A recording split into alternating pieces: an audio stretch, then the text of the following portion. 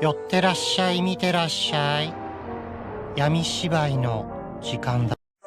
Olá, samurais e geishas do meu canal do YouTube, beleza? Como é que vocês estão? Vocês estão de boas? Vocês estão tranquilos? Então tá tudo bem. Primeiramente, recado rápido, recado básico. Segue lá no Insta, eu faço votação para ver qual vídeo vocês querem. E entre Coreia do Sul e Vietnã, Vietnã ganhou.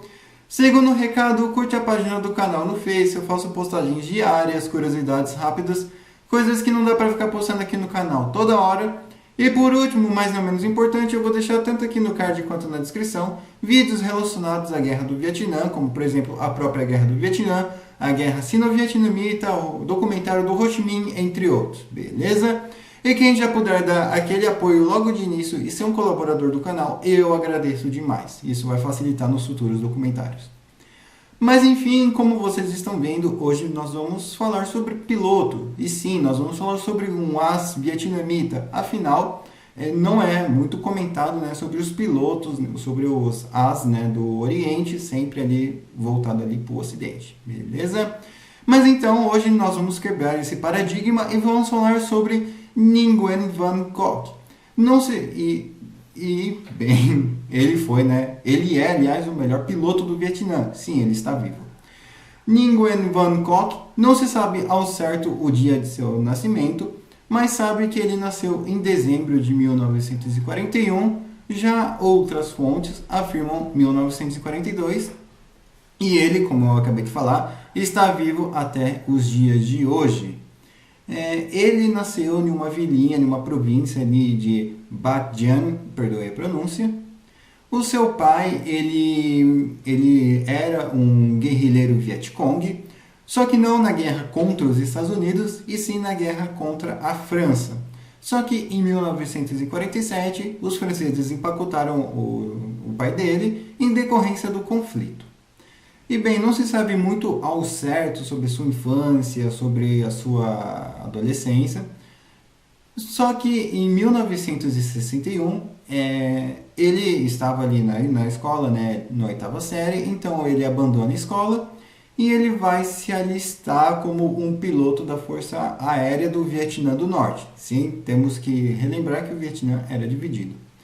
Só que até então, até toda aquela burocracia, ele demora para ser chamado e apenas em 1962 ele e mais 120 vietnamitas são selecionados para treinar na União Soviética. E já em 1964 ele é um dos 17 alunos ali que conseguiram passar no teste para pilotar um MiG-17. Só que daí ele vai para o Vietnã, só que não muito tempo depois ele acaba retornando à União Soviética novamente, dessa vez porque ele queria treinar como era pilotar um caça MiG-21. E já em 1966 ele acaba retornando ao Vietnã, onde ele é aceito pelo Partido Trabalhista do Vietnã. E também ele é de fato aceito ali como um piloto. E já em 1966, na escola de aviação, ele conhece uma moça da mesma área, essa que se chama Doi Tu Hong, que né, futuramente viria a ser sua esposa em 1974 e né, eles tiveram 2 filhos.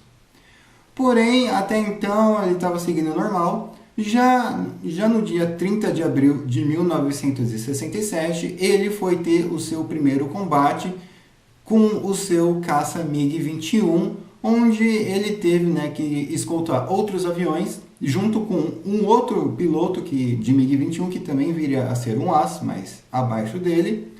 Então, logo nessa primeira missão, ele e outro piloto do caça MiG-21 encontram 2 aviões americanos, F-105 Thunder Chief, perdoe a pronúncia, no qual eles acabam entrando em conflito e Van Cock acaba derrubando um e o outro piloto acaba derrubando o outro caça americano. Então eles acabam retornando à base ali em segurança e completando a sua missão de escoltar os outros aviões. Só que o Van Gogh, ele achou uma falha no caça-MiG-21. O caça-MiG-21 só tem 2 mísseis, e então isso só possibilitava ele, com muita sorte, derrubar 2 aviões. Então ele passou mais algum tempinho ali treinando, porque ele queria arrumar algum modo de poder utilizar esses mísseis aí com mais precisão, e também usar o caça-MiG também, né, criar mais utilidade para ele, em vez de ficar só joga míssil e volta, joga míssil e volta. E ainda em 1967 ele acaba se envolvendo em um duelo com 9 aviões, com 9 caças, no qual ele obviamente não estava sozinho, porém ele sozinho acaba derrubando 6 aviões, 6 caças americanos, novamente em uma batalha contra 9. Então ele acaba retornando para a Terra, né, para sua base, como um herói. Inclusive ele é até elogiado pelo Ho Chi Minh. Já em 18 de junho de 1969, ele acaba entrando em um outro combate, no qual ele acaba abatendo mais 3 caças americanos, totalizando um total de 9 caças ali derrubados. Então, quando ele volta novamente para sua base, ele é recebido como um herói da Força Aérea Vietnamita, afinal ele tem um efeito histórico aí. E ainda em 1969 ele acaba derrubando mais alguns caças americanos, totalizando um total de 11 abates. E tanto é que isso foi realmente até mesmo confirmado pelos Estados Unidos, então não é historinha de propaganda comunista. E obviamente que isso traz uma grande fama para ele, e apenas com 27 anos ele é nomeado como capitão da Força Aérea.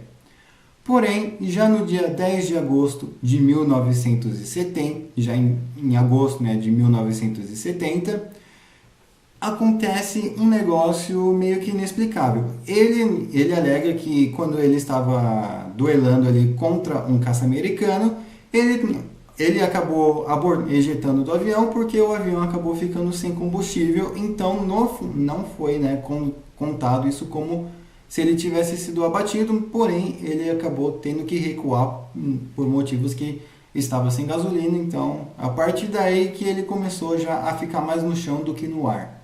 E a partir daí ele acaba ficando no Vietnã ensinando os novos pilotos, né, os novos recrutas que estariam a vir aí a combater nos céus, basicamente no lugar dele. 2 anos mais tarde, em 1972, ainda com a fama do As, ele vai até a União Soviética para ensinar os vietnamitas que estavam por lá, e até mesmo alguns soviéticos que queriam aprender a pilotar com ele, aprender a pilotar um MiG-21 com ele.